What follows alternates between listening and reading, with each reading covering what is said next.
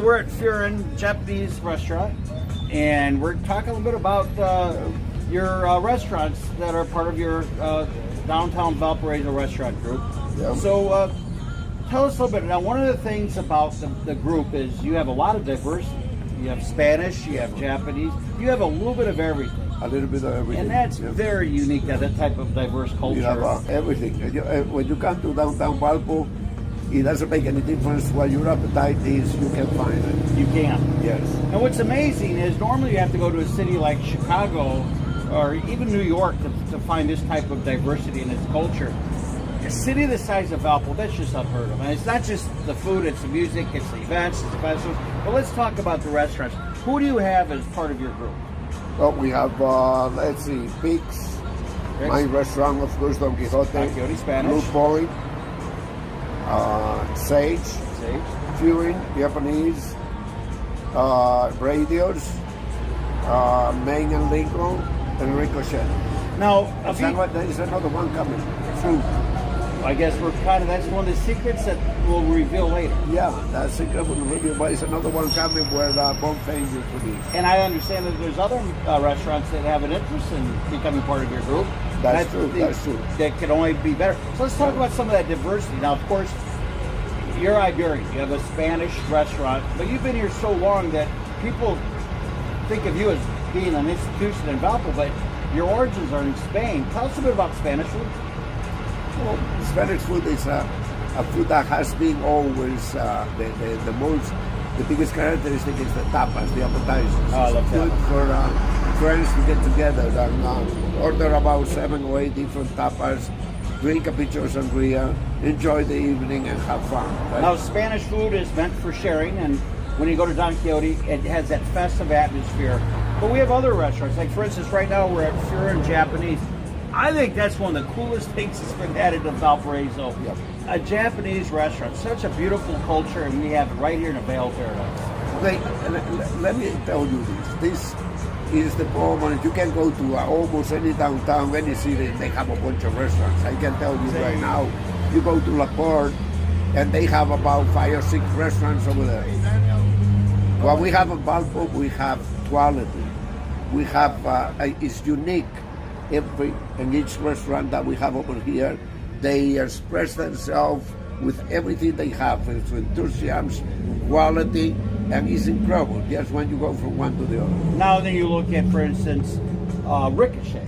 Ricochet is taco, but it's not just any taco. Then you... It's a walking taco, no? A what? It's what they call walking taco. It's fresh. Yes. Yeah, very good produce. Everything's very fresh. Good produce, very good fish, and excellent. I've been over there a couple of times. I don't have a lot of time, but I've been over there a couple of times, and it's definitely a place to try. And then you have Pix, a Chicago tavern from the 40s. Yes, is their theme, but it's a transfusion of Italian, American, Mexican. That's very unique. Well, Pix should be an institution, and the little time he has been over here. The few years he has been over here, he created an excellent atmosphere in his place. I think that tells you all. And then when they have that bed and breakfast upstairs, it just combines everything. They bring people from everywhere to stay there and try everybody in downtown. And Paul exemplifies the community guy. Everything we've ever done in this town, Paul's always the first to jump in, and that's just so refreshing. That's a contagious type of atmosphere. Then we have Radius.